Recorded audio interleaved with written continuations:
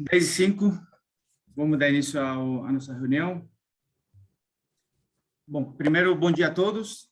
Meu nome é Alejandro Gomes, sou diretor executivo da Câmara Espanhola, para quem não conhece, e gostaria de dar boas-vindas a todos os presentes. Os comitês na Câmara é um pilar importantíssimo de trabalho e de atividade.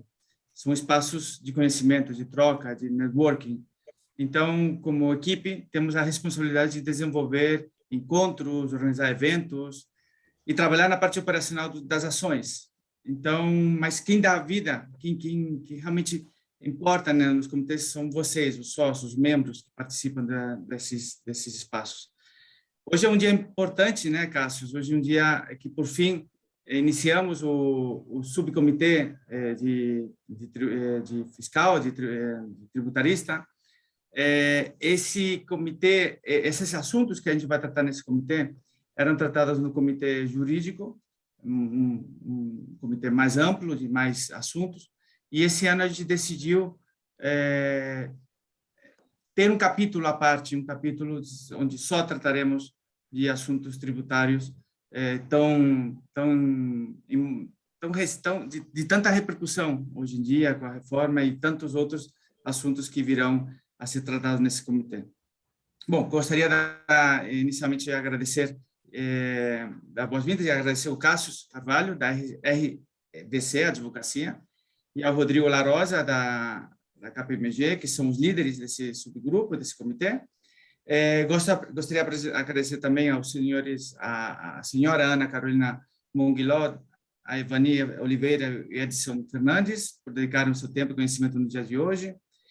E indicar simplesmente que esse comitê, assim como os outros, são de uso exclusivo dos nossos sócios, e que, se alguém que não é sócio tiver interesse em saber mais da nossa associação, por favor, entre em contato. Sem mais, passo a palavra ao Cássio para iniciar os trabalhos de hoje. Obrigado, Alejandro. Obrigado a todos. Bom dia. Obrigado pela oportunidade. Obrigado pelo tempo de vocês. Alejandro, também é uma honra, juntamente com o Rodrigo La Rosa, um grande amigo, liderar esse subgrupo tributário da Câmara Espanhola. Eu acho que nós temos muito trabalho a fazer e, como nós prometemos, né, nós vamos ter um grupo ativo, nós vamos ter um grupo participante, um grupo que vai tentar se enfronhar nos grandes debates tributários do Brasil e também, obviamente, de impactar positivamente, não só a comunidade hispana, mas também todo o empresariado brasileiro. Então, é uma grande honra seguir nesse tema. E já aproveito de pronto a oportunidade, né, para dizer que o próximo evento ele vai ser um evento focado em tributação internacional e preços de transferência e que, em brevemente, nós vamos aí dar mais informações aí pelo site. Quero também, de pronto, aqui agradecer a Ana Carolina, a Ivani e ao Edson pela oportunidade de estarem aqui e debater esse tema que é tão importante conosco. Nós vamos falar hoje de reforma tributária e, mais especificamente, da proposta de reforma tributária do imposto de renda que foi recentemente aprovada aí no seu texto base, né, pela Câmara dos Deputados. Todos nós sabemos aí que esse é um projeto complexo, é um projeto controverso, é um projeto que tem idas e vindas e que foi até num cenário bastante complicado, né, entregue, né, pelo senhor ministro da Fazenda, Paulo Guedes, né, ao presidente da Câmara, Arthur Lira. Num determinado momento, eu particularmente achei que esse projeto não ia avançar na Câmara, mas o fato é que ele acabou avançando depois de muitas modificações e discussões. E a ideia desse grupo, nesse momento, é o de debater, trazer percepções iniciais sobre aquilo que a gente pode ter a partir de agora, né, num cenário de reforma tributária do imposto de renda. É importante lembrar, né, que o mote do governo, quando ele tratou de reforma tributária e também da reforma do imposto de renda, foi de simplificação, de ter menor custo tributário, de ter mais segurança jurídica, de ter mais transparência, de reduzir distorções, e é isso que a gente vai avaliar. Será que tudo isso é verdade? Será que a gente vai ter uma manutenção da carga tributária? Enfim, a Ana, a Ivani e o Edson vão nos ajudar. Para efeito de apresentação, a Ana Carolina, obrigado, Ana, por estar aqui, é graduada em Direito pela PUC São Paulo, mestre em Tributação Internacional pela Universidade de Leiden, diretora da BDF, advogada, professora e palestrante, competentíssima aí na área da tributação internacional. A Ivani, graduada em Direito pelo Mackenzie, mestre em Direito Tributário pela PUC, foi diretora técnica aí de uma Big Four por mais de 20 anos, membro da Abrasca, membro dos comitês tributários da Câmara Americana, advogada, professora e palestrante. E o Edson Fernandes, um amigo também de longuíssima data, não vou falar a quantidade de anos, né, Edson? Melhor não, né? Graduado em Direito pela USP, doutor em Direito das Relações Econômicas Internacionais pela PUC, membro do Conselho Fiscal de muitas empresas, e eu acho que esse é um ponto muito interessante, porque o Edson vai também trazer um pouco da visão, né, do que tem sido discutido aí nos comitês, advogado, professor e palestrante. É importante também dizer que o vídeo e que o link desse vídeo vai estar disponível no YouTube da Câmara Espanhola, então no canal da Câmara Espanhola, todos os associados e não associados poderão ver esse vídeo, e também nós temos o acompanhamento aí pelo Instagram e pelo Facebook, além do próprio site da Câmara Espanhola. Então, gente, obrigado a todos. Reforma tributária do Imposto sobre a Renda, PL 2337.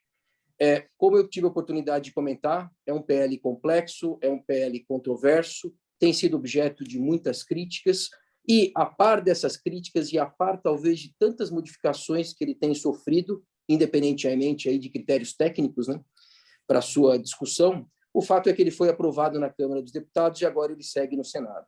Então, antes da gente começar esse debate, eu queria escutar um pouquinho da Ivani, da Ana e do Edson, quais são as suas percepções iniciais sobre esse projeto e o que vocês acham que pode acontecer a partir de agora. Claro, eu sei que é um exercício de futurologia, mas essa percepção inicial é muito importante. Ivani, se você quiser começar e depois você passa a palavra para a Ana e para o Edson, obrigado pela sua presença. Cassius, eu que agradeço, bom dia, muito obrigada pelo convite, agradeço você, a Câmara, por esse convite, um prazer estar aqui junto com a Carolina, com o Edson, debatendo esse tema tão importante para nós, né, e que vem sendo tratado de uma maneira muito assodada, sem a devida análise, sem o devido cuidado. O governo já acenava com essa possibilidade de reforma, né? Ele falava em 4 fases, a fase da CBS, ele apresentou o projeto e o projeto estacionou, o projeto da contribuição sobre bens e serviços em substituição ao PIS e COFINS. A segunda fase seria do imposto de renda, tanto de pessoa física quanto de pessoa jurídica, a criação de um imposto seletivo, alterações aí em outras áreas, eles também acenaram com alterações em outras áreas. Então, eles estão agora, como a CBS estacionou, eles estão centrando forças nesse projeto de tributação de dividendos, né? Esse projeto de imposto de renda. O governo optou, né, propõe aí uma alteração do sistema de tributação sobre a renda no Brasil, que há 25 anos quase se concentra no lucro corporativo, né, no lucro da sociedade. Ele agora quer fazer a bipartição entre tributação sobre o lucro da sociedade e tributação sobre a pessoa do acionista. E aí ele montou uma base, né, um tripé para essa alteração, que é a redução do imposto de renda da pessoa jurídica, a tributação de dividendos e a revogação da JCP. O mote inicial dessas alterações realmente era a eliminação da pejotização, eles acharam que essa era a melhor forma de eliminar a pejotização e redução da carga tributária, mas desde o primeiro momento, quando o governo apresentou esse tripé, se viu que a calibragem estava totalmente errada. O próprio governo, em várias oportunidades, apresentou números diferentes. A questão toda desse projeto, que permeia as discussões desse projeto, é a falta de transparência e de credibilidade sobre os números sobre as quais o projeto foi plantado. Tanto quando foi apresentado pelo governo federal, quanto durante a tramitação na Câmara. Né? A gente viu inúmeros textos substitutivos e os números variavam ao sabor do que se discutia e no interesse de que aquilo pudesse avançar de qualquer maneira. E a gente tem hoje um projeto que absolutamente não melhora o nosso ambiente de negócios, muito ao contrário, piora, há um aumento de carga tributária efetiva em relação às empresas, há haverá uma perda da qualidade de investimento, da possibilidade de investimento no Brasil. Então, é um projeto que a gente espera que agora no Senado ele tenha um maior detalhamento e um melhor nível de discussão dentro do Senado. E a gente viu pelos jornais que o presidente do Senado quer efetivamente que isso aconteça, né, que passe pelas diferentes comissões, como não aconteceu na Câmara. A Câmara, desde o início da pandemia, traz direto os projetos de lei para pauta e para uma discussão em plenário, e isso acaba dificultando as discussões. O Pacheco quer voltar às discussões, então a gente espera que dentro do Senado haja uma discussão mais detalhada, os números sejam apresentados, colocados na mesa e se encontre um melhor modelo, porque para aprovar esse texto da Câmara é melhor não aprovar nada, né? Então, que pelo menos haja uma melhor discussão sobre esse tema. Essa é uma primeira visão aí sobre essa tramitação. Eu trabalho com tributário e acompanho projetos de reforma tributária há muitos anos, 2001, 2002, projeto do Mussademes, projeto do governo de 2010. Eu nunca vi um projeto de lei de reforma que pretensamente a reforma tributária, mas ele está mesmo centrado em um aumento da arrecadação e uma adaptação da legislação do imposto de renda, pura e simplesmente. Não há uma concatenação com os demais modelos de tributação que a gente tem. Não se pode falar em reforma tributária sem falar em tributação sobre consumo. Os projetos estão parados. Então, eu nunca vi um projeto de lei ser tratado dessa maneira assodada como foi. Eu espero que agora, no Congresso, no Senado, efetivamente, esse tema seja discutido de uma maneira mais correta. Evani, obrigado. Para te falar, eu tive a oportunidade nos últimos dias também de conversar com alguns associados da Câmara Espanhola, e essa também é a percepção de parte aí dos associados da Câmara Espanhola. Ana, o que você pode dizer para a gente aí sobre o projeto?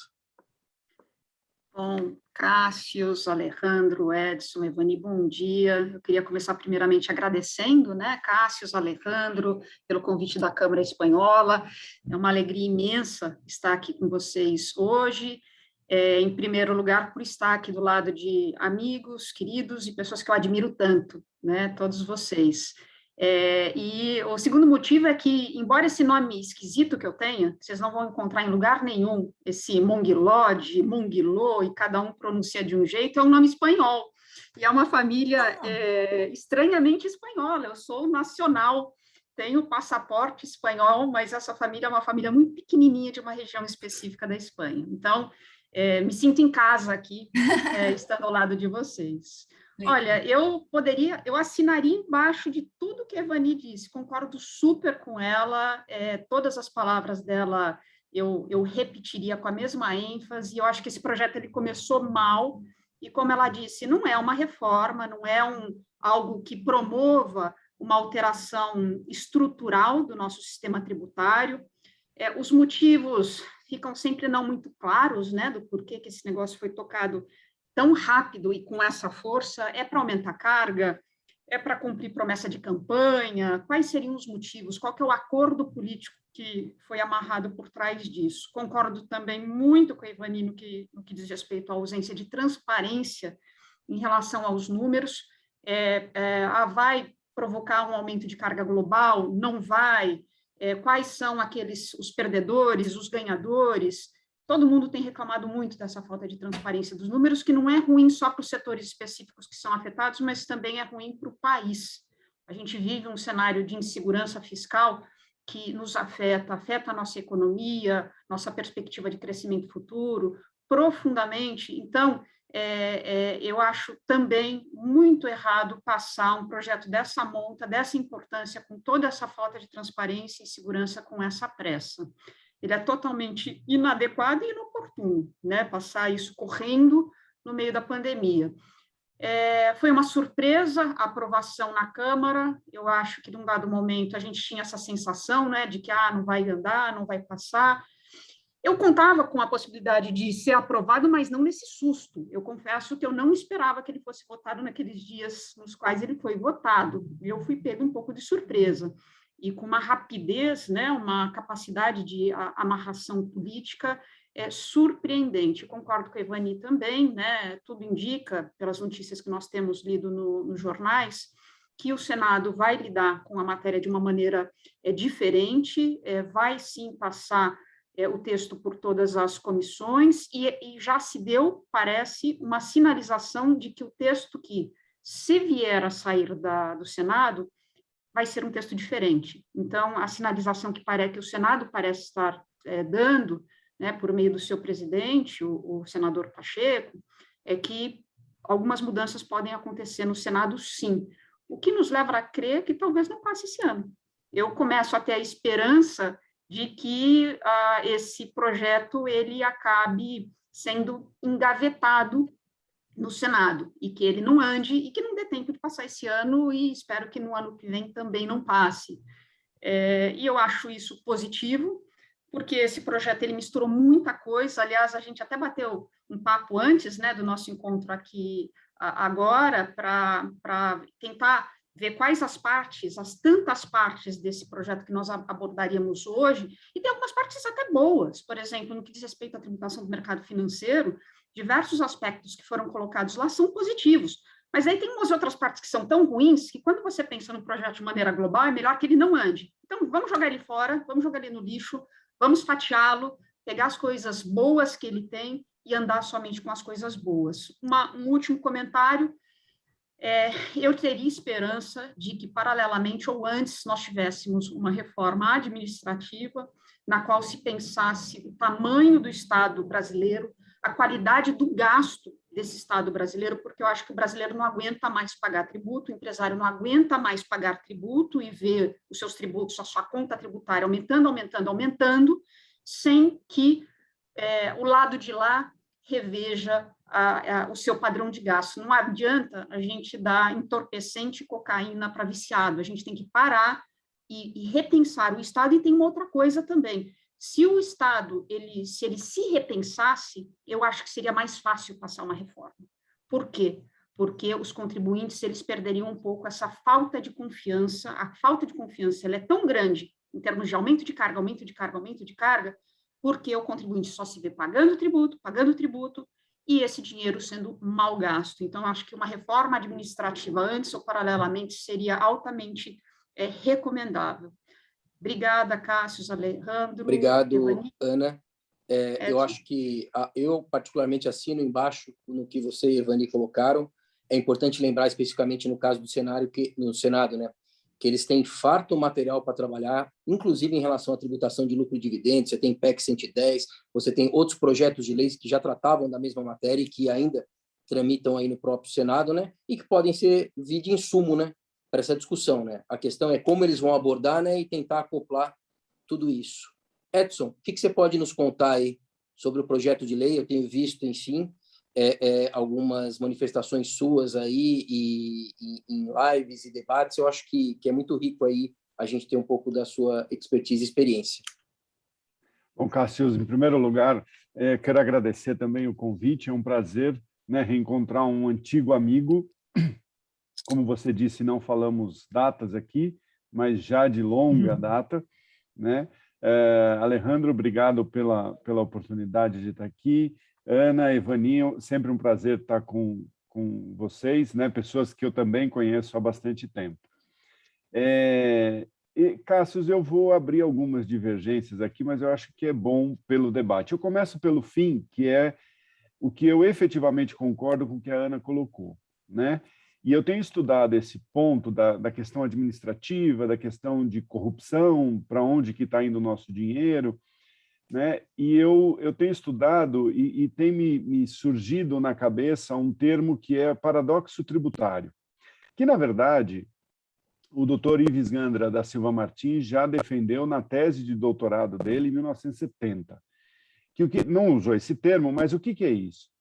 É o seguinte, você ter uma carga tributária no Brasil injusta, porque ela pesa mais nos tributos indiretos do que nos diretos, né? Só para a gente ter uma ideia, já que estamos na Câmara Espanhola, e aí vocês com certeza sabem melhor do que eu, mas eu participei de um evento recentemente em que foi falado de alguns países.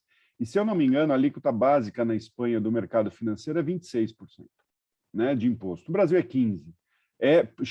Poderia chegar a 22,5%, e esse projeto reduz para 15%. Né? E o de pessoa física chega a 27,5%. Então, assim, só que, por outro lado, nós vamos pagar mais tributo e ver isso ir para o ralo, né? E aí os empresários que, se por um lado buscam planejamento tributário, por outro, foram um exemplo na pandemia de doação, inclusive para o poder público, né? Então, assim, eu não pago o tributo porque eu não sei para onde o tributo vai, mas quando eu tenho que investir diretamente no social, como, por exemplo, equipamentos médicos, durante a pandemia, nós tivemos uma mobilização dos empresários muito grande, né? Então, é isso que eu estou chamando do paradoxo tributário. É muito interessante a gente perceber isso. E, nesse ponto, eu concordo, sim, com a Ana. Eu acho, assim, para onde é que vai? Né? Com o histórico de corrupção que a gente tem, com o histórico de clientelismo, é muito difícil. Mas, falando do projeto em si, o primeiro ponto que eu queria colocar, e vou ser bem breve, é que eu falo isso desde quando começou a tramitar a PEC 45, né, que é do IBS, que, na minha opinião, nós deveríamos ir devagar, deveriam ir por partes, né, e mexendo, por enquanto, na lei ordinária. Por quê? Porque é mais fácil e, se tiver alguma coisa para ser corrigida, a gente corrige mais fácil. Né? Mudar o texto constitucional é difícil e, depois, para corrigir, vai ser mais difícil ainda. Então, nessa estratégia do governo, vamos dizer assim, eu concordo. Começa com PIS/COFINS, né? na área do imposto sobre o consumo e vão mexer no imposto de renda. Até porque essa discussão sobre tributar dividendo já é bastante antiga. Se nós formos, a Evani falou, né, da reforma do Mussa Demis, eu lembro, Evani, do Pedro Parente, de 98, né? Então, quer dizer, logo no primeiro mandato do Fernando Henrique já tinha um projeto de reforma tributária na mesa, que também não saiu. E era para se ter um IVA no Brasil, centralizado, na União, parecido com o IBS. Então, a gente discute isso há muito tempo. E tributar dividendos também nós discutimos há muito tempo. E, do ponto de vista teórico, eu sou favorável. Né? Por quê? Porque tributar o lucro da pessoa jurídica, dentro da minha concepção teórica, e respeitando as várias teorias que tem sobre o assunto, mas dentro da minha concepção teórica, de que a pessoa jurídica é uma entidade separada dos sócios e ela tem um relacionamento com os outros, todos os stakeholders, fornecedores, clientes, trabalhadores, né, funcionários. Tributar o lucro na pessoa jurídica significa distribuir essa carga para todos esses stakeholders. E quando nós dividimos, né, parte na pessoa jurídica, parte na pessoa física, eu consigo atingir efetivamente uma tributação exclusiva do sócio, né, como investidor ali. A Evani colocou a parte da pejotização. Eu acho um erro tremendo corrigir pejotização por legislação tributária. Né? A legislação tributária, nesse sentido, ela tem que tentar ser, é impossível ser completamente, mas tentar ser o mais neutro possível, né? Tanto em tomada de decisão como em indução, nesse sentido de pejotização. Pejotização se resolve pela legislação trabalhista, não pela legislação tributária. Né? Então, nesse ponto, eu acabo também concordando com a Evani. Mas eu acho uma boa medida a tributação de dividendo. Claro, vem uma série de coisas. Eu costumo dizer que tem um item de série na tributação de dividendo, que é a distribuição disfarçada de lucros. É o rigor na distribuição disfarçada de lucros para que o sócio não se beneficie de formas indiretas. Né? Não é um opcional, é um item de série, e isso complica bastante o controle tributário. Mas, de qualquer maneira, faz parte do jogo. Também não concordo com a extinção do juros sobre capital próprio. E é interessante, né, Evani? O juros sobre capital próprio, e a gente que é um pouquinho mais tempo no tributário, nós vimos que a dedução de juros sobre capital próprio surgiu exatamente para corrigir a distorção inflacionária. Correção monetária. Exatamente. E no momento, Cássio, em que nós atingimos a maior inflação do Plano Real, ou caminhamos para atingir a maior inflação do Plano Real, nós acabamos com esse mecanismo, né? Então, é um contrassenso, porque se diz que é um benefício fiscal, não é um benefício fiscal, né? Enfim, com relação... Então, nesse ponto, eu acho que estaríamos, sim, maduro para aprovar uma tributação sobre dividendos. Ainda mais, né, com a mudança que foi feita em plenário para baixar a alíquota para 15%. E o último ponto, o terceiro e último ponto que eu queria trazer é a questão política. E nesse ponto, eu também vou abrir uma divergência de análise aqui. Foi noticiado também que o Senado tem muito interesse no refis, no projeto de refis, e que passou a toque de caixa no Senado. E a Câmara fez passar a toque de caixa o imposto de renda, né? Acredito, Ana, que seja por ser uma promessa de campanha. E se vocês voltarem, se nós voltarmos a 2018, né, todos os candidatos falavam em tributar dividendos, todos, de direita, de centro, de esquerda, todos falavam, né? E parece que está na mesa esse acordo, né? O presidente da Câmara vai segurar o refis até que o presidente do Senado coloque na pauta o projeto do imposto de renda. Então, essa disputa institucional é muito ruim para nós, muito ruim, tinha que ser muito mais harmônico, né? Mas é o que está se desenhando, apesar do presidente do Senado dizer que vai andar com calma. E aí nós temos um ponto ainda institucional muito relevante. Para fins do imposto de renda, essa lei pode ser aprovada até dia 31 de dezembro. Né? E aqui, né, nós lembramos também que lá no início da década de 1990, nós tínhamos as leis publicadas no dia 34 de dezembro, 35 de dezembro, né? Porque era a edição especial do Diário Oficial que circulava já em janeiro. Né? Bom, mas, de qualquer maneira, para o imposto de renda serve, para a contribuição social sobre o lucro, não. Não. Para a contribuição social sobre o lucro precisa ser aprovada até 30 de setembro, ou seja, daqui 15 dias, exatos 15 dias. Se isso não acontecer, e se isso for aprovado, vamos imaginar, dia 31 de dezembro, o que vai acontecer? O imposto de renda vale no dia seguinte. A contribuição social sobre o lucro vai passar a valer em abril, 1º de abril.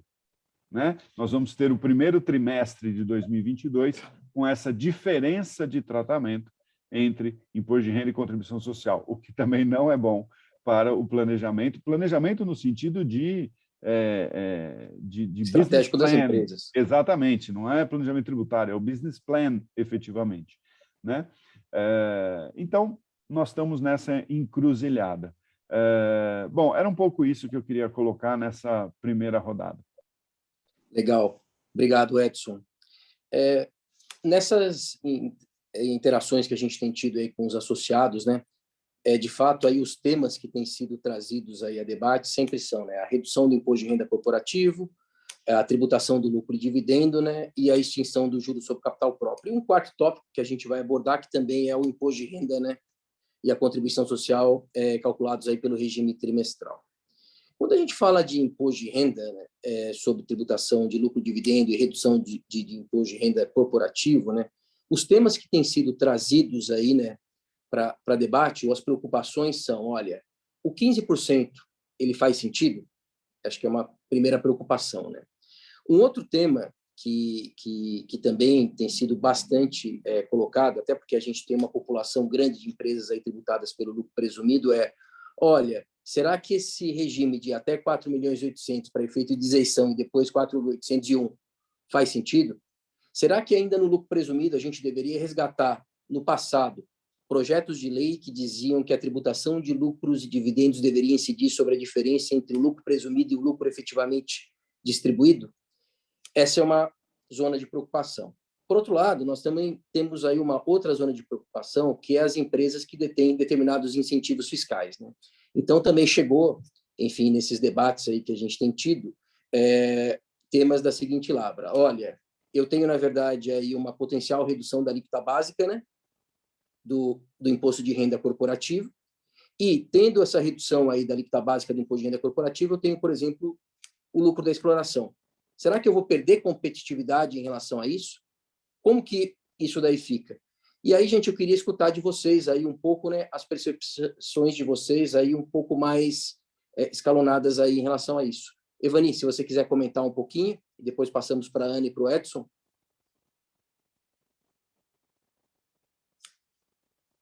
Acho que você está no mudo, Evani.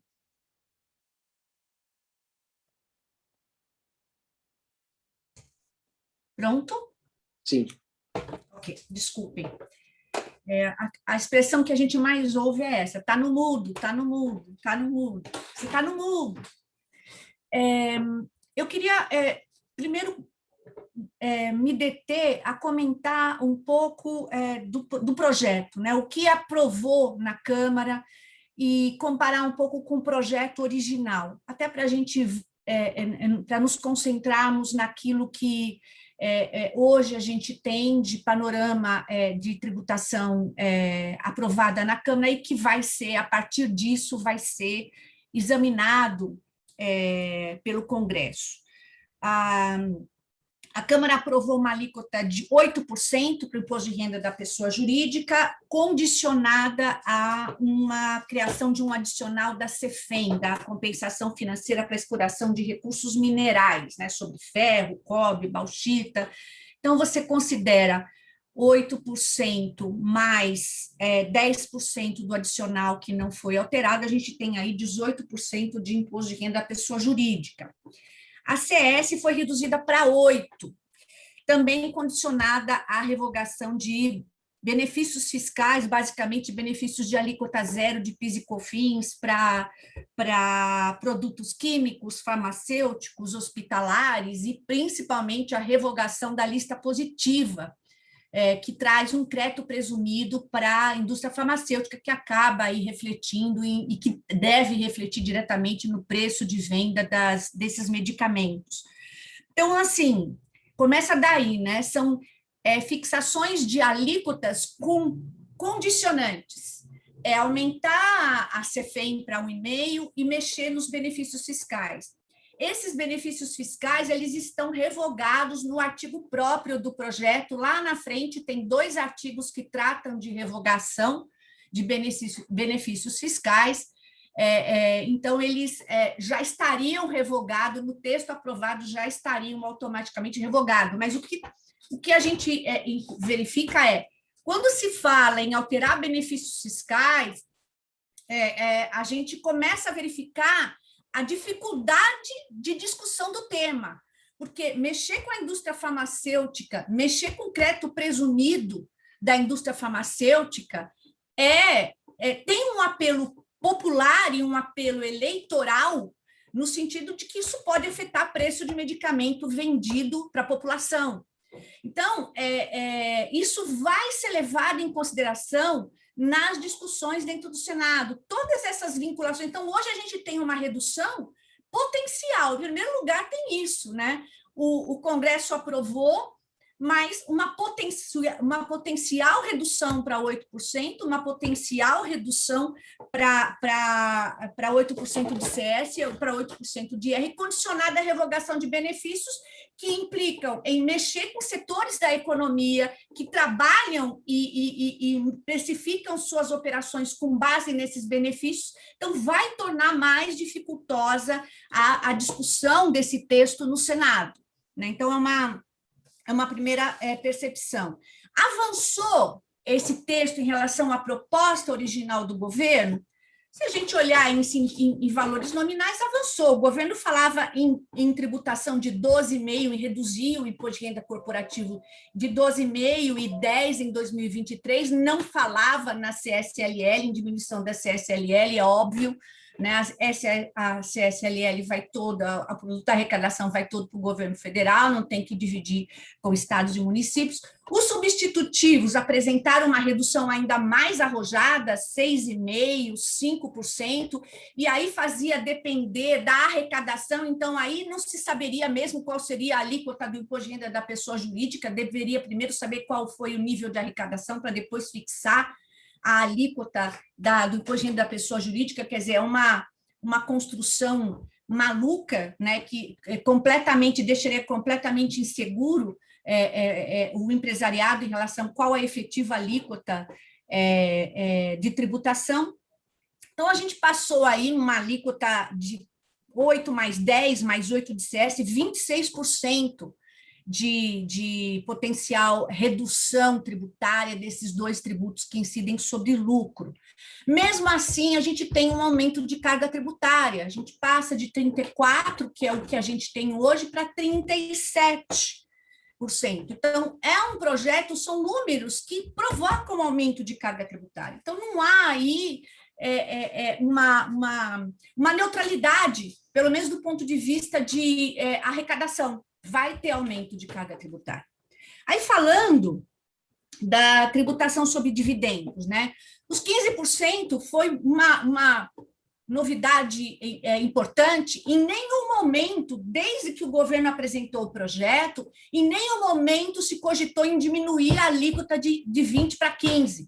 E isso era muito falado, considerando que a tributação sobre aplicações financeiras era de regra geral de 15%, e que haveria aí uma migração, né, dos investidores para o mercado financeiro e não para os setores produtivos da economia, mas nunca se cogitou, teve 3, 4, 5 substitutivos do relator do projeto na Câmara, em nenhum momento ele cogitou em diminuir. E aí, na hora da aprovação, no frigir dos ovos, aprovaram a única emenda que apresentaram, colocar em 15%.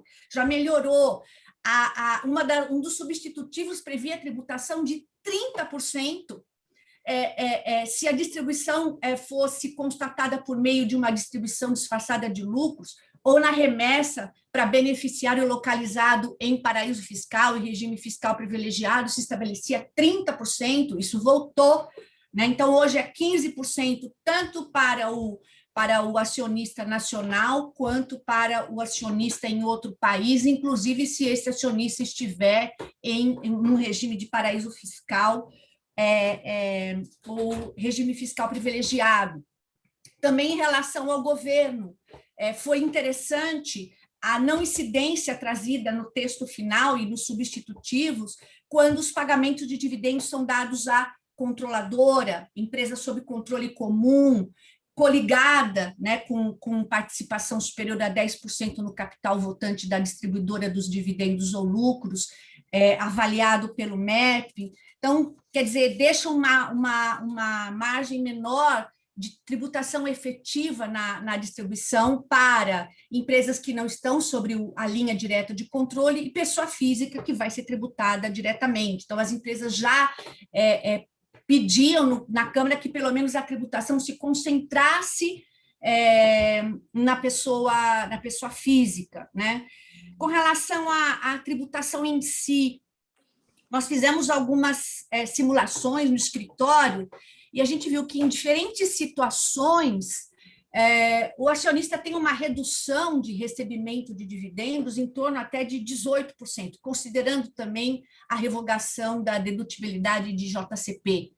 Então, é uma redução dos ganhos do acionista. E aí, a empresa vai ter que tomar uma decisão, né? Ou ela mantém o mesmo nível de recebimento para o acionista, e aí ela vai pegar mais caixa para poder conseguir manter esse nível de pagamento e manter a atratividade do seu investimento para o investidor, ou ela vai reduzir, né, o investimento, vai reduzir o pagamento feito ao acionista. Então, ou então pode metade a empresa assume e paga mais dividendo, e aí o acionista assume uma parte, enfim, isso tudo vai ter que ser redimensionado. Se a empresa resolver manter o mesmo nível de distribuição, de fluxo de dividendos pagos aos seus acionistas, a despeito do imposto de renda na fonte, ela vai ter que usar mais o seu caixa. Isso pode impactar no redirecionamento de valores que iriam para um reinvestimento, para novos investimentos da pessoa jurídica. Então, isso pode ter realmente um impacto, né? Com relação às pessoas jurídicas, só para complementar aí, as pessoas jurídicas do lucro presumido, né? Eu acho que é uma situação que também veio tentar atender um mote popular, porque, em função da grande quantidade de pessoas jurídicas no Brasil, a grande maioria, sei lá, 90% está no lucro presumido, e quiseram, então, provocar esse waiver, né? Até 4.800.000, não haveria a tributação, mas vai criar situações irreais, né? E desiguais, de empresas que têm R$1 a mais, R$2 a mais, as empresas vão querer se manter pequenas para ficarem concentradas dentro desse limite de isenção de tributação de dividendos, e isso é ruim para o país, né? Então, eu não sei até que ponto, eu não consigo enxergar uma grande vantagem para a política tributária da tributação corporativa no Brasil, dessa isenção para as empresas até 4.800.000, eu acho que isso não vai trazer um grande benefício não para o nosso sistema brasileiro. Então, assim, é um panorama geral do que foi proposto originariamente pelo governo e aquilo que foi aprovado na Câmara, e que não ficou bom, né? Efetivamente ainda não ficou bom, causa aumento da carga tributária, aumenta a arrecadação, tem um fim arrecadatório, e pode causar aí um desinvestimento para as empresas que resolverem manter um fluxo de pagamento para os seus acionistas a despeito da tributação do imposto na fonte. Excelente, Ivani, obrigado, concordo plenamente contigo. Eu acho que cada cenário vai ter que ser avaliado individualmente, e nós podemos ter efeitos distintos, né, a depender de cada contribuinte. Ana, queria que você comentasse um pouco o tema, e vou aqui enxertar uma questão que foi feita, que qual é a sua opinião sobre a tributação do estoque, né? E se você acha que isso vai gerar um contencioso, independentemente, né, da legislação tratar o contribuinte, né, como beneficiário, né, e não como pagador. E tem uma segunda questão também, que é a seguinte, e aí, Ana, como ficam os tratados, né? 15%, né, por exemplo, frente ao Tratado Brasil-Espanha, né, que tem cláusula de nação favorecida e estipula 10% em alguns casos. Se você puder também trazer suas percepções, claro, iniciais, né, sobre esse tema aí, acho que seria bacana. Não fica brava comigo, hein, Ana? Estou colocando as perguntas só. Eu adorei as perguntas e já cumprimento quem fez essas perguntas, muito, muito importantes. Se vocês tocarem tantos temas, eu fui fazendo anotações aqui que eu gostaria de poder passar por todos eles. Provavelmente eu não vou conseguir passar por tudo e cobrir essas duas perguntas também, mas falando de maneira bastante breve, né? Eu adorei a comparação que a Ivani fez agora do projeto, do seu texto original, e do que acabou efetivamente saindo na Câmara, e a gente teve uma sensação muito engraçada, né? Porque o que foi apresentado originalmente foi muito ruim. Eu brincava à época que provavelmente o senhor ministro ligou para a Receita Federal e falou assim: olha, vocês têm aí um wish list, uma lista de desejos, todos os desejos que vocês gostariam de implementar nos seus sonhos mais profundos. Coloca isso nesse PL, e daí ele mandou esse PL cheio de bodes e bodes na sala, e daí tem aquela história do bode russo, né, e aquela piada, né, que quando a gente tem os bodes na sala, você vai tirando os bodes e vai dando essa sensação de alívio conforme os bodes vão saindo, e no final das contas é fato que o texto que saiu da Câmara não foi menos ruim, mas ainda concordo totalmente com a Ivani, eu acho que ele é ruim, ele ainda é muito ruim. Eu não saberia dizer, Edson, você falou da sua simpatia pela tributação de dividendos, eu não sei se eu tenho uma simpatia ou não. Eu acho que nós temos vários modelos de tributação dos lucros corporativos da empresa de maneira combinada com os dividendos. São modelos que são adotados nas suas diversas espécies pelo mundo. A gente ouve demais esse argumento que muitos levantam, o próprio governo levantou, o mundo inteiro tributa dividendo. Mas assim, o mundo inteiro faz essa escolha, e o Brasil, nós aqui que estamos com tantos colegas da Espanha, eu arriscaria dizer que a maior parte dos colegas que vivem na Espanha e vieram viver aqui no Brasil disseram, nossa, esse país é diferente. O Brasil é um país peculiar. E é um país que tem a sua cultura. Então, assim, pensando em termos de modelo de integração da tributação do lucro com a tributação do acionista, é tributar nos dois níveis, né? E, de alguma forma, aliviar essa dupla tributação, concedendo crédito, né? Créditos que devem ser imputados e concedidos ao acionista, ou isentar um dos níveis. São modelos diversos que o mundo inteiro adota, e a gente tem que pensar na tributação sempre combinada da empresa com o acionista. E eu comento isso porque, também na época que o projeto foi apresentado, algumas pessoas do governo diziam que não, mas uma coisa é uma coisa, outra coisa é outra coisa. A gente não pode analisar a tributação dos dividendos e dizer que há uma dupla tributação, porque a tributação corporativa é uma coisa, aqui eu só estou tributando o acionista, eu não estou tributando as empresas, eu estou tributando os acionistas. Esse é um argumento muito falacioso, porque você tem que sempre considerar, e no mundo inteiro se considera assim, a tributação combinada da empresa com a tributação do seu acionista, usando um desses vários modelos e considerando todos os efeitos negativos e positivos que, do ponto de vista econômico e de investimento, esses modelos vão poder, eventualmente, gerar. A sensação que eu tenho é que, se nós compararmos o que está sendo proposto, né, que foi saído da Câmara, em termos de tributação corporativa combinada com a tributação dos dividendos, esse 26 mais 15, me parece que o Brasil está adotando uma carga superior àquela que se adota no mundo. Me parece que a tributação corporativa, que se adota os 15%, é até uma alíquota que a gente vê muito lá fora. Mas esses 26% está acima do que os países da OCDE, em média, adotam no mundo, que me parece ser 21%. Eu acho que parece ser 21%. Ou seja, o Brasil, num nível de desenvolvimento muito inferior ao nível de desenvolvimento de outros países, dos países que compõem a OCDE, está cobrando um tributo superior àquele que se cobra lá fora. A gente continua exportando tributo, o que é muito ruim, só fazendo um breve parênteses aqui, é potencialmente horrível, já é terrível hoje com 34, mas com 26 continua sendo ruim.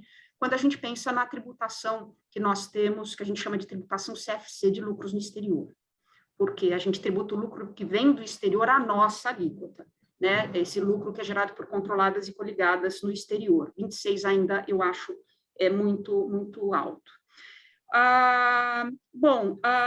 Eu acho que a gente estava falando, Ivani tocou num ponto bastante interessante, o Cássio também, que é a questão da pejotização e dessa isenção que foi dada para as empresas do Simples e no presumido, que faturam até 4 milhões e 800 mil reais. Eu concordo com esses pontos que a Ivani levantou, de preocupação disso provocar um nanismo. O nosso sistema tributário, ele hoje já provoca esse nanismo por meio do Simples. Na verdade, a gente não só adiciona uma pitada maior ainda de vontade dessas empresas de ficarem pequenas e não crescerem, como a gente traz mais complexidade para o sistema, como a gente vai abrir mais possibilidade de planejamento tributário, mais complexidade, mais planejamento, mais contencioso, e isso, então, vai contra exatamente todos aqueles objetivos que foram levantados quando o PL foi originalmente apresentado, porque ele falava em simplificação, ele falava em neutralidade, e aqui a gente vai ter mais complexidade, a gente vai ter mais contencioso e a gente vai ter mais pejotização. Por incrível que pareça. Quando a gente faz isso, isenta o Simples, isenta a PJ no presumido de 4.800, é para ter mais PJ. Então, assim, na verdade, esse projeto ele acabou dizendo tudo aquilo que, em princípio, deveria justificar a existência dele. É lógico que a isenção do Simples, você tinha que enfrentar também a questão jurídica dessa isenção já existir na lei complementar do Simples, a lei complementar 123, ela já isentava os lucros distribuídos pela empresa do Simples, então, na verdade, não faria nenhum sentido uma lei complementar, uma lei ordinária, vir e tentar mexer nessa isenção dos dividendos do Simples, então tinha que ser colocado, mas a isenção do lucro presumido de até 4.800, eu acho que quem está dentro dessa vala comemora, mas eu acho que isso vai ser ruim para o país. E agora, já indo para os pontos, para as perguntas que foram levantadas, né, de estoque e de tratados, o estoque eu acho um absurdo, eu acho que, assim, são duas questões a serem analisadas de maneira separada. Primeiro, eu acho que isso traz uma insegurança, trai, né, o princípio da não surpresa, eu acho que isso é um absoluto absurdo, então eu acho que isso é condenável. Além disso, eu acho que vai gerar muito contencioso, eu acho que a tese é boa para se questionar a tributação desse estoque. Eu só não teria a tranquilidade que talvez alguns tenham de dizer que não, mas o Supremo já se manifestou naquela ADI dos lucros no exterior, que lucros do passado não podem ser tributados, que uma tributação de lucro não pode ter efeito retroativo.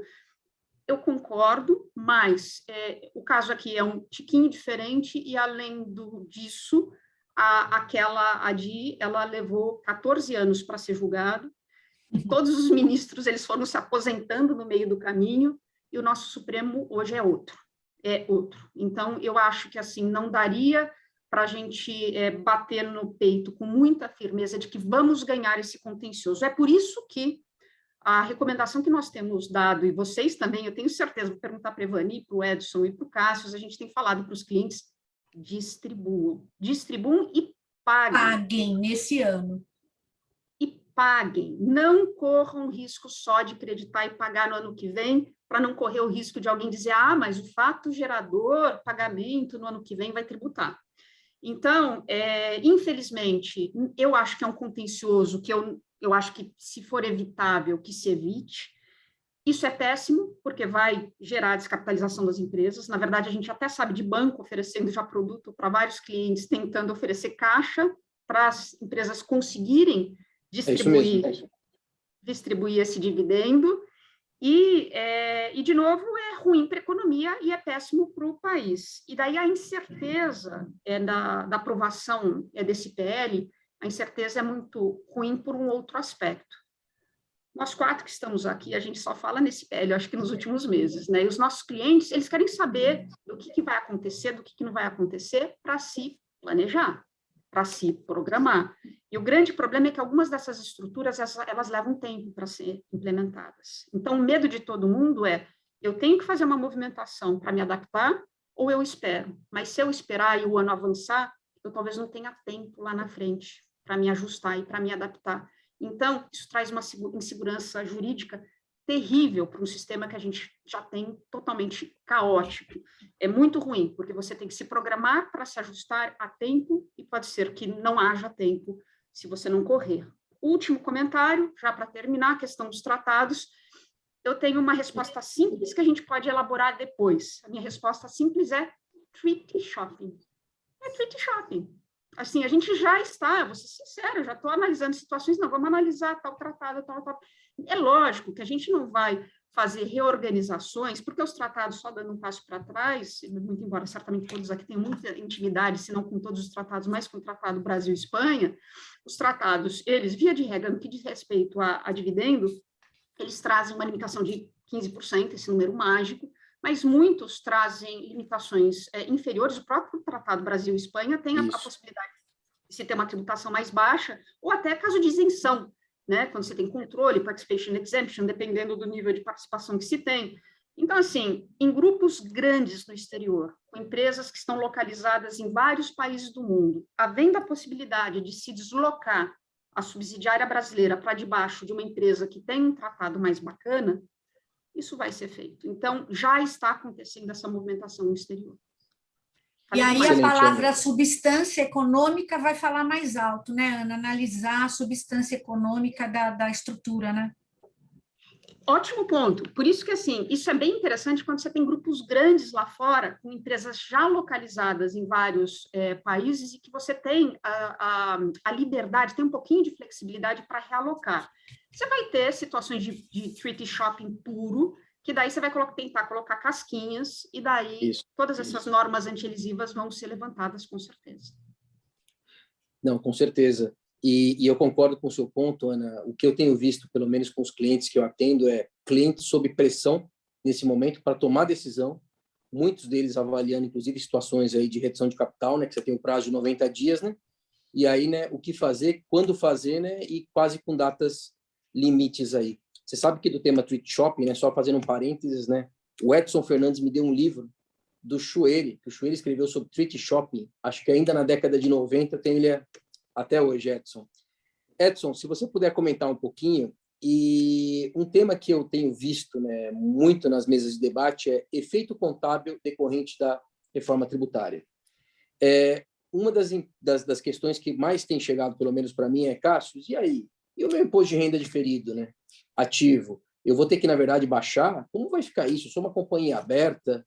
Se você pudesse, claro, sem esgotar o tema, também comentar um pouco da percepção que você tem tido, já que você estuda tanto, né, a integração, né, entre direito e contabilidade, eu acho que seria bacana. Obrigado, Edson. Cássio, eu que agradeço, e ainda bem que você levantou esse ponto. Eu estava na dúvida se eu deveria levantar ou não, mas vamos em frente. Então, deixa eu comentar um pouquinho o que foi falado, e eu só queria fazer uma advertência aqui. Eu não sou líder do governo, muito pelo contrário, mas nesse caso específico, algo que eu venho escrevendo há tempos, que eu venho falando há tempos, o projeto acabou trazendo, né? Então, a Ana colocou muito bem, né, essa discussão de olhar a carga combinada, mas tem outros fatores também, né? Na minha opinião, a gente não pode ficar analisar a tributação de dividendos simplesmente pela soma das cargas. Eu tenho outros fatores, eu tenho questões societárias envolvidas, eu tenho questões de investimento envolvidas, né?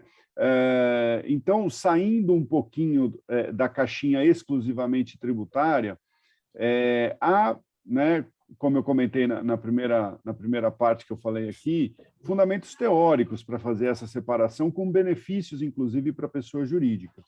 E aí, nesse sentido, eu já encaixo aqui o seguinte, que é a questão do investidor, né, que a Ivani colocou. Nesse ponto, me parece o seguinte, o investidor vai olhar para os lados, né? Da mesma forma, não dá para nós analisarmos que agora tributar dividendos significa afastar investidores. Pode ser, né? Pode ser, o tempo vai dizer. Mas o investidor vai olhar para o lado. O que ele tem do lado? Ele tem uma renda fixa, ele tem uma renda variável, ele tem aplicação em título do governo, tudo está tributado a 15%. Então, o que vai acontecer é que ele vai ter que avaliar risco e não tributação, né? E aí, nesse ponto, e aí eu vou já também fazendo o gancho para a questão da carga, nesse ponto, obviamente, e aí a Ana tem razão, que a gente também não pode abandonar a análise combinada, né? Eu não estou abandonando, eu só estou dizendo que tem outros fatores. Se nós pensarmos na liquidação da pessoa jurídica no infinito, eu tenho que olhar a carga combinada. E a carga combinada, em termos de alíquota, aumentou e também de base de cálculo vai ter aumentado. Mas se eu olhar no dia a dia da empresa e pensar na perenidade da empresa e pensar que essa carga combinada só vai ser absoluta na liquidação da pessoa jurídica e que vai acontecer no infinito, vamos dizer assim, né? É o que eu costumo dizer, é o princípio Vinícius de Moraes, que seja eterno enquanto dure, né? E é o que a gente espera das empresas, que ela seja eterna enquanto dure. Nesse sentido, a gente pode ter uma redução da carga tributária. Por quê?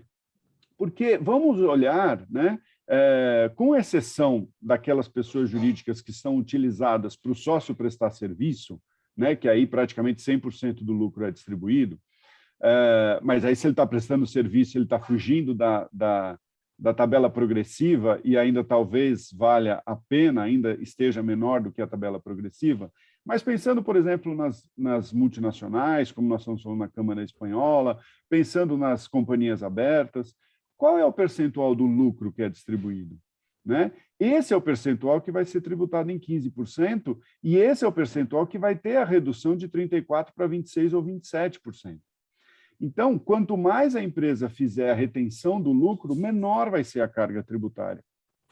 E isso pode explicar uma esquizofrenia, que aí eu concordo com a Ivani e com a Ana, falta transparência nos números, mas há uma certa esquizofrenia nessa análise da carga, porque, por um lado, nós estamos dizendo, não, a carga vai aumentar. Por outro, estados e municípios estão dizendo, a carga vai diminuir, eu vou perder. Quem está certo nessa história? Né? Porque, aliás, a pressão dos estados e dos municípios foi tão grande que o projeto passou a mexer na contribuição social sobre o lucro, o que não mexia. Como a Ivani colocou muito bem, a contribuição social sobre o lucro não é compartilhada. O imposto de renda é compartilhado. Então, quem está com a razão nessa conta? Porque ela não pode aumentar e diminuir ao mesmo tempo. Não dá para isso acontecer. Então, se os estados e os municípios estão corretos, isso quer dizer que a arrecadação de imposto de renda vai reduzir, né? O que me parece que pode acontecer. Quanto mais as empresas retiverem lucro, menor vai ser essa carga combinada, né? E com relação a distorções, aí não tem jeito. Primeiro que isso é um fato, né? E a gente aprendeu no direito que fato notório não precisa nem ser provado. Que existem distorções, não há a menor dúvida.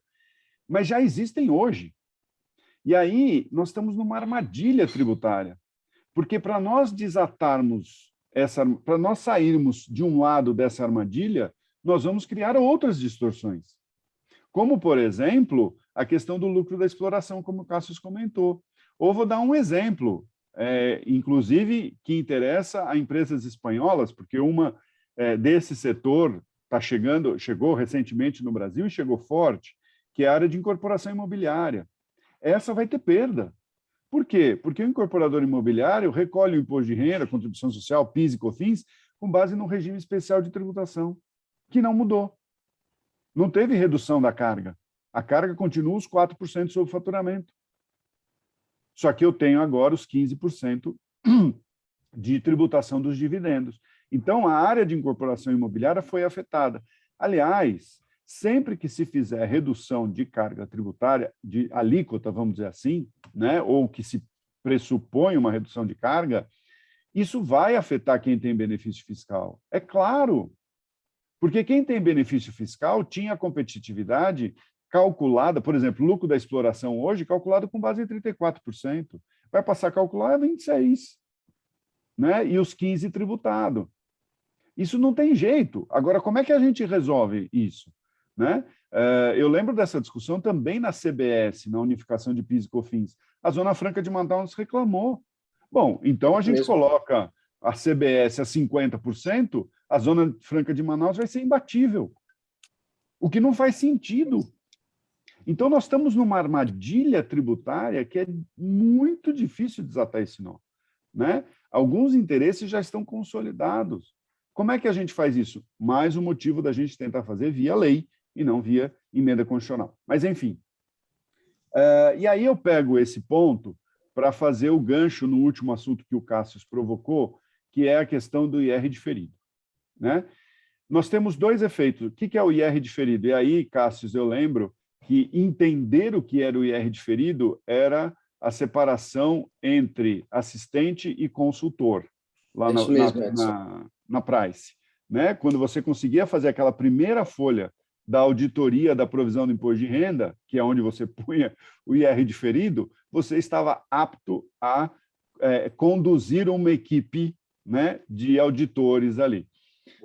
Então, é um assunto extremamente complexo. Né?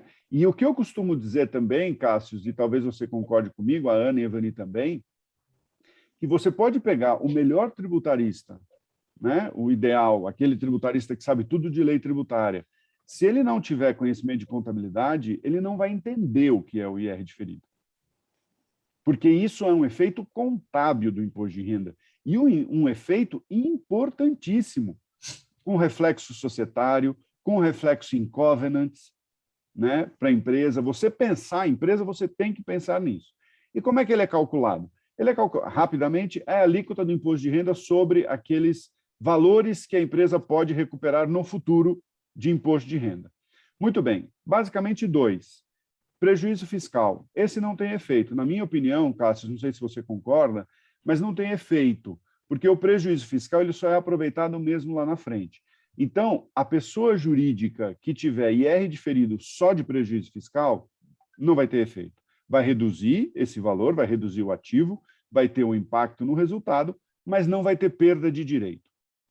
O problema é o IR diferido calculado sobre as adições temporárias, ou seja, aquelas despesas que são despesas na contabilidade hoje, mas que só serão despesas para efeito do imposto amanhã. Então, quer dizer que hoje a empresa pagou imposto sobre essa despesa. Ela pagou efetivamente 34%. Amanhã, quando ela for reverter, ela vai ter um benefício de 27%. Né? Ela perdeu efetivamente o direito. Aí aqui, Cássius, 2 soluções. Quer dizer, 2 soluções não. Uma em estudo, porque eu tenho estudado muito essa questão, né? Para a gente tentar fugir do contencioso. A segunda alternativa é um contencioso, mas vamos lá. A primeira solução seria o quê? Uma solução contábil. Solução contábil seria reverte todas as suas provisões. A questão é que a norma contábil diz que você só pode mexer em provisão se mudou a sua estimativa. Isso. Se mudou jurisprudência, se aconteceu alguma coisa. Tenho estudado se, de repente, aquele fair and true overrule não serviria para isso, para eu garantir o meu direito. Mas aí eu vou trazer outros efeitos, né? Eu vou aumentar o lucro hoje, o que eu faço com isso? Eu distribuo, gero prejuízo ano que vem, vai gerar o mesmo efeito. Então, enfim, a solução contábil é uma solução muito complicada, né? Outra solução, contencioso. Por isso que eu quis dizer como é que esse assunto é tratado nas auditorias e especialmente nas Big Four. É quando você... Desculpa, meninas, mas eu vou falar do meu gênero, né? É o que transforma o menino em homem, né? Ou a menina em mulher, numa empresa de auditoria. Porque é quando você mostra que você sabe o seu trabalho, né? Imaginem falar isso para um juiz, explicar o que é o direito representado pelo IR diferido para um juiz. Vai ter que colocar ele num curso de 6 meses para ele entender. Isso se 6 meses forem o suficiente. Então, a alternativa de contencioso é também muito ruim. Cássius, esse para mim é o principal efeito desse projeto, né? É um efeito inevitável, porque se a gente quiser reduzir a alíquota da pessoa jurídica, isso vai acontecer. Talvez, né, o projeto pudesse ter um dispositivo a respeito desse assunto. Agora, mais difícil do que explicar para o juiz esse assunto é explicar para o parlamentar. Então, eles não iam ter a menor ideia do que aquele dispositivo estaria tratando e era capaz de dizer que era benefício. Ah, estou concedendo um benefício fiscal para as empresas, né? Então, eu chamo muito a atenção. Esse é um assunto extremamente importante e que, Cássius, eu não sei a sua experiência da Ivani e da Ana, mas eu já bati em companhias abertas que não tinham percebido esse efeito ainda, né? Então, tem que estudar muito bem. A gente tem que pegar esse projeto e colocar em cima da contabilidade da empresa e ver qual é o efeito que isso vai dar. Bom, por enquanto... Isso... Fala, Ivani. Então, isso pode dar efeito ainda esse ano, né? Essa reavaliação dos diferidos é para efeito ainda esse ano, é discutir com o auditor. Não, tem que ser. Assim que for aprovado o projeto, se for, mas tudo. Tão logo seja aprovado, já gera efeito. E isso, por isso que as empresas não estão mesmo se dando conta e já precisam conversar sobre isso. Conversar sobre isso. Estamos no meio de setembro, né? Pessoal, tem mais 2 perguntas que no final vão em linha com 2 temas aí que a gente ia discutir. E aí eu vou pedir a opinião de vocês super rápido, que são temas complexíssimos aqui. Porque depois eu queria abrir também para o Rodrigo La Rosa e fazer alguns comentários. A pergunta, olha, vocês falaram que as empresas estão pagando ou que a recomendação é pagar. E a recomendação em relação ao juros sobre capital próprio, delibere e pago ainda esse ano? Sim. E para o recebedor em 22, ele trata isso na pessoa física como outros rendimentos ou ainda vai poder tratar como juros sobre capital próprio? E o outro tema, que era o tema relacionado ao imposto de renda trimestral, que eu também achei um ponto interessante, foi até dirigido para a Ana aqui, que é... Ana, mas enfim, eu queria que todos comentassem também, eu acho que todo mundo vai estar em linha. Você acha que esse projeto de lei, ele pressupõe também a mudança em outras legislações tributárias? Por exemplo, preços de transferência. Se eu tenho lucro real trimestral, eu não deveria ter uma recomposição para efeito, olha, de P&D e preço de transferência e ter ajustes trimestrais também, de tal forma a compatibilizar, né, os trimestres e os ajustes? Evani, se você puder comentar, a gente só tem um ponto aqui do tempo, a gente tem mais 15 minutos. Tá, então, eu comento só o primeiro tema, depois claro. eu dou a oportunidade dos demais também se manifestarem, né? Eu acho que com relação a juros sobre capital próprio, eu iria no mesmo sentido em relação aos dividendos, ao estoque de dividendos, tentar aprovar e pagar ainda este ano.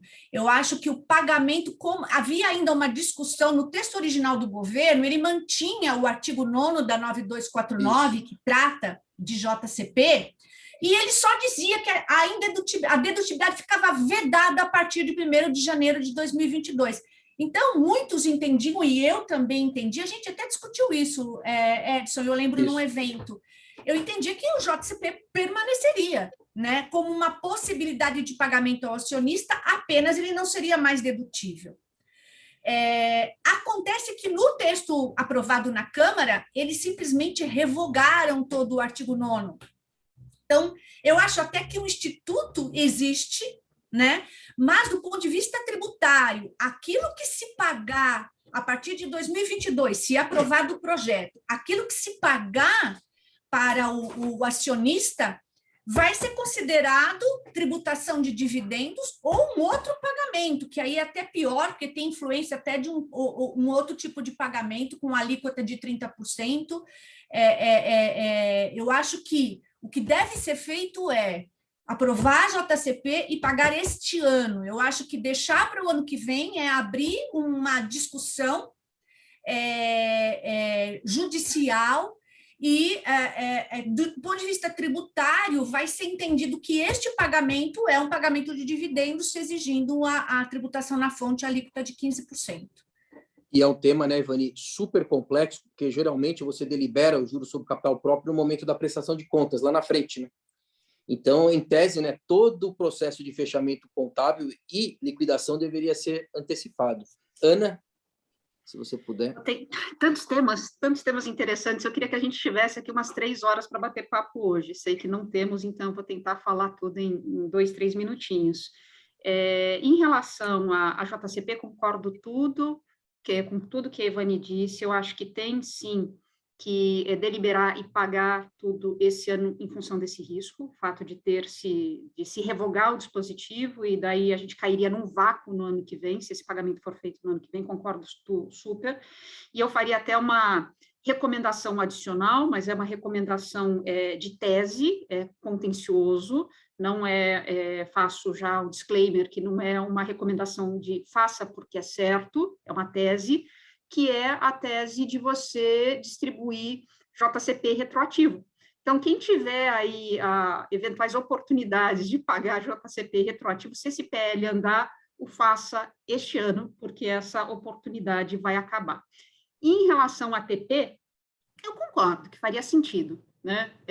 Mas a verdade é que, bom, o TP hoje é anual mesmo, e se a gente trouxer o TP para o trimestre, será que a gente não vai aumentar ainda mais a complexidade do que nós já temos? O nosso TP hoje ele é simples, mas como vocês bem sabem, há uma vontade da Receita Federal, em conjunto com a OCDE, da gente alinhar o nosso sistema ao padrão OCDE e passar a adotar arm's length. Olha, acreditem em mim, para quem já viveu preço de transferência na veia com arm's length sendo aplicado, é muito complicado, é muito difícil. Então, o meu medo seria, eventualmente, adicionar complexidade a tudo isso. 2 comentários muitíssimo rápidos antes de eu passar a palavra. em relação à carga, eu concordo com o Edson, viu? Edson, eu também tenho as mesmas dúvidas, esse mixed feeling em relação ao aumento de carga global. Eu não sei se o projeto aumenta a carga global.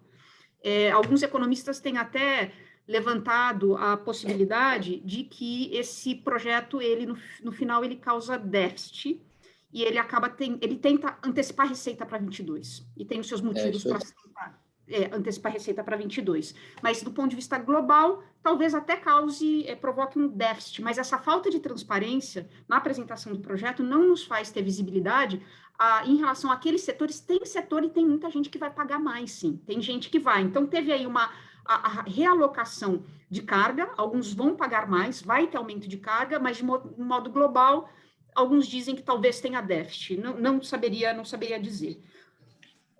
Penúltimo comentário, a gente tem que ver tudo isso, levando em consideração que o nosso país tem as suas peculiaridades, e a gente tem PIS/COFINS.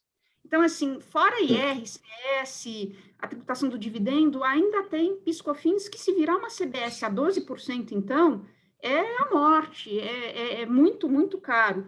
Para terminar, eu concordo super com o Edson que a gente vive essa esquizofrenia tributária hoje, é um grande dilema, porque, assim, temos carga grande, mas tem alguns que têm benefícios e que pagam menos e que não querem perder o que têm, porque não confiam, não acham que vale a pena para eles e para o país eles perderem esses benefícios. Para encerrar, eu me lembrei aqui, até anotei, trouxe uma frase do Maquiavel, em O Príncipe. Ele diz assim, que não há nada mais difícil do zelar, mais perigoso de conduzir, ou cujo sucesso é mais incerto se não assumir o papel principal na introdução de uma nova ordem de coisas. Porque o inovador tem por inimigo todos aqueles que se beneficiavam das condições antigas, e por defensores fracos, aqueles que conseguem tirar proveito das novas. Então, assim, reforma é muito complicado, adorei o que o Edson disse, concordo super, depois quero até bater um papo com o Edson sobre isso, porque é um dilema, assim, estamos numa sinuca de bico. Com certeza. Ana, mas você tocou no ponto, né? Realocação de carga. Essa é a questão, que é a questão também da tributação do consumo. Você tem pessoas que pagam menos e pessoas que pagam muito. E para ter essa realocação de carga, é um jogo de soma zero. Para alguém ganhar, alguém vai ter que perder. E é muito, muito complicado. E aí mistura aí o que você colocou também. Para onde vai o dinheiro? Se a gente soubesse para onde ia, de repente, quer dizer, a gente sabe, mas se a gente soubesse do benefício que isso criaria, eu acho que a discussão seria menor, né? Então, assim, realmente estamos nessa encruzilhada. Cássio, eu só queria terminar, eu sei que nós estamos acabando, mas 30 segundos. E ainda vai ter mais uma perguntinha. Pode falar. Desculpa, eu acabei te atropelando, mas deixa eu tocar num ponto que está passando meio batido também essa história da apuração trimestral. Parece inocente, mas não é inocente, não. Né? A questão de aproveitamento de prejuízo, nos próximos 3 está resolvido. Mais ou menos. Isso é outra coisa que precisa pôr no papel. Desculpa, Cássio, eu me empolguei com a colocação da Ana e segui adiante. Não, perfeito, Edson. Perfeito. Pessoal, para encerrar, e eu também queria escutar o Rodrigo La Rosa, que é o vice-presidente da comissão, eu queria fazer para vocês a pergunta que o André fez aqui no chat, acho que foi uma das perguntas abertas aqui, as outras foram fechadas. Ao final, esse projeto, com base em tudo que a gente tem visto, ele é positivo ou ele é negativo para o país? Pergunta difícil. Evani, Ana, Edson, se vocês quiserem rapidamente falar. Eu acho, do jeito que está, eu acho negativo. A gente trabalha com direito tributário há anos, a nossa vida é o direito tributário, a gente sabe da necessidade de uma reforma tributária, mas a reforma tributária não pode ser definida por nichos. Tem que se pensar, primeiro, como disse muito bem a Ana, olhar o tamanho do Estado, que tamanho o Estado quer ter, como é que ele vai financiar esse tamanho de Estado, e aí pensar o direito tributário ajudando nesse financiamento e olhando o tributário como um todo. A tributação sobre a renda, a tributação sobre o consumo. Não adianta a gente centrar aqui na tributação sobre a renda com uma alíquota de tributação do consumo que a gente tem, né, com as dificuldades que as empresas têm para tributar o imposto sobre consumo. Hoje a gente viu lá o STF julgando o que é praça, para efeito de definição de valor tributário, se é cidade, se é região. A gente chega num nível de discussão aqui dentro desse país, em função do nosso sistema tributário, é irracível. Então, não dá para pensar, eu acho que o projeto é ruim, porque ele é encarado de uma maneira isolada, de forma assodada, sem a devida análise, com números críveis, com a apresentação de números críveis, e ele não pode ser trabalhado distanciado da reforma da tributação sobre o consumo. E aí também tributação de lucros no exterior, enfim, a gente tem que analisar o sistema tributário como um todo. Ele é ruim em função do que ele apresenta e em função dele estar sendo tratado de maneira isolada. É bom o fatiamento para eu poder... às vezes há dificuldade de aprovar o todo, mas, por outro lado, ele impede uma análise, um olhar necessário em relação às demais áreas de incidência de tributação no Brasil. Ana? Se eu colocasse aqui um chapéu próprio de advogada e estivesse falando em causa própria, eu ia torcer para esse projeto passar. Vai ser um monte de planejamento tributário, vai ser um monte de contencioso. Eu estava até brincando, olha, eu vou, assim, a minha aposentadoria está garantida, vamos entrar com um monte de ação, fazer um monte de planejamento. Então, esse é o chapéu da advogada, mas a gente tem que pensar no país. Eu acho que, se pensando no país, no agregado, ele não é bom, ele não melhora o sistema, ele traz mais complexidade, ele traz mais insegurança e ele traz essa incerteza orçamentária, que este não é o momento para a gente ter. A gente não precisa de mais uma incerteza orçamentária, considerando a situação econômica, política e tributária que a gente tem. Então, no agregado, eu sou contra. Eu acho que não é hora de passar esse projeto. Vou acender aqui uma vela para o São Pacheco segurar esse projeto no Senado. Obrigado, Ana. Edson? Tem o apresentador de um podcast que chama Foro de Teresina, que é da Rádio Piauí, da revista Piauí. Ele tem um bordão que ele fala assim: existem coisas novas e coisas boas. As coisas novas nem sempre são boas e as coisas boas nem sempre são novas. Eu acho que isso se aplica a esse projeto, né? O projeto como um todo, assim, se é o pacote completo, então, assim, ou você pega o pacote completo ou é nada. Eu, sinceramente, tenho dúvida. Se as coisas boas são superiores às coisas novas e às coisas ruins. Mas tem coisas boas no projeto. E eu acho que o principal benefício desse projeto foi colocar na mesa a tributação de dividendo. Vamos discutir, vamos ter essa escolha, né? Que a sociedade, então, escolha. Se está sendo muito assodado, eu acho que não, porque a gente tem projetos de mais de 20 anos sobre tributação de dividendo, mas se os artigos científicos, vamos dizer assim, ou acadêmicos, sobre tributar dividendo estão surgindo agora, ótimo, o projeto já cumpriu um bom papel. A gente só não pode deixar passar, né? Porque aí, de repente, esse projeto não é aprovado agora, é aprovado em junho do ano que vem, né? E aí nós vamos dizer, não, foi muito rápido. Eu acho que não, eu acho que a gente tem que manter essa chama levantada, né? E bater em outros pontos que a legislação do imposto de renda ainda traz distorções claras que a gente precisaria corrigir. Perfeito. Edson, Ivani, Ana, muito obrigado. Rodrigo La Rosa, você gostaria de comentar alguma coisa? Sim, bem rápido. Primeiramente, parabenizar, né, a Câmara Espanhola, o Cassius, com esses 3 ilustres colegas e amigos aí de peso, né, mestres. O ponto que eu trago aqui provocativo é mais societário, no aspecto de que tanto a Ivani como a Ana e o Edson trouxeram bem, né, distribuam, creditem e paguem até 31 de dezembro. Né?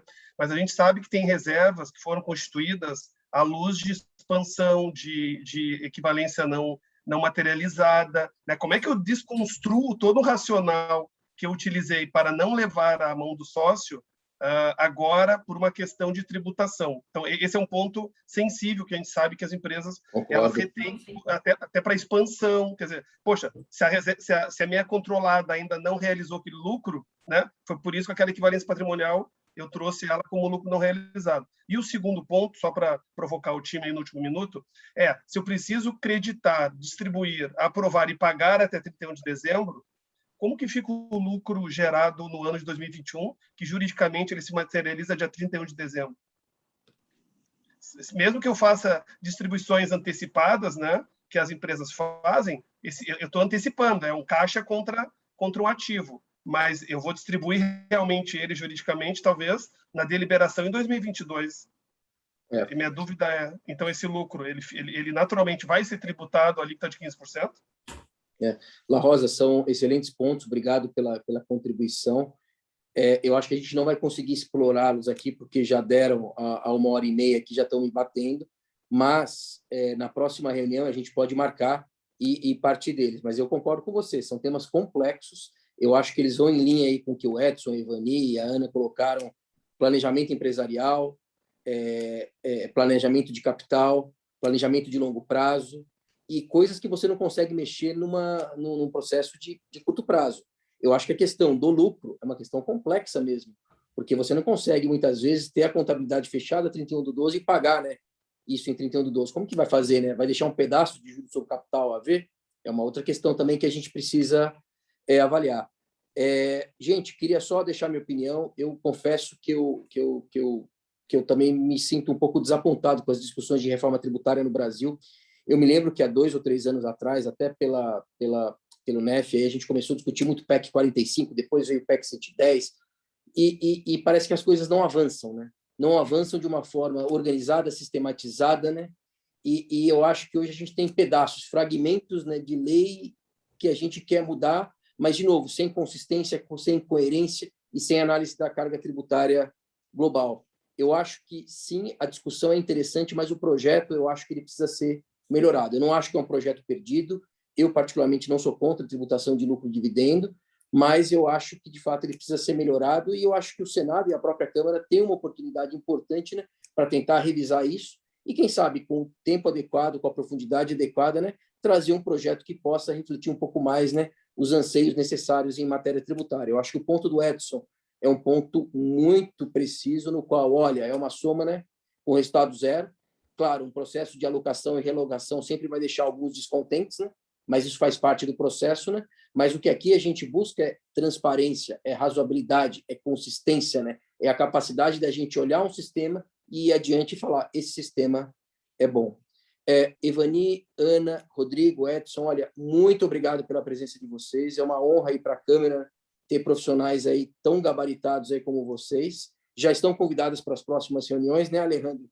E aí eu passo a palavra para você, Alejandro, para fazer o encerramento aí. E lembrando, pessoal, que o vídeo vai estar disponível no YouTube, né, para os associados, deixa eu ver daqui da Bárbara, e não associados, e, enfim, também no Instagram e no Facebook. Alejandro, a palavra é sua. Obrigado, Cássio. Você conduziu muito bem o evento, fantástico. Acho que eu vou te convidar para outros comitês também, viu?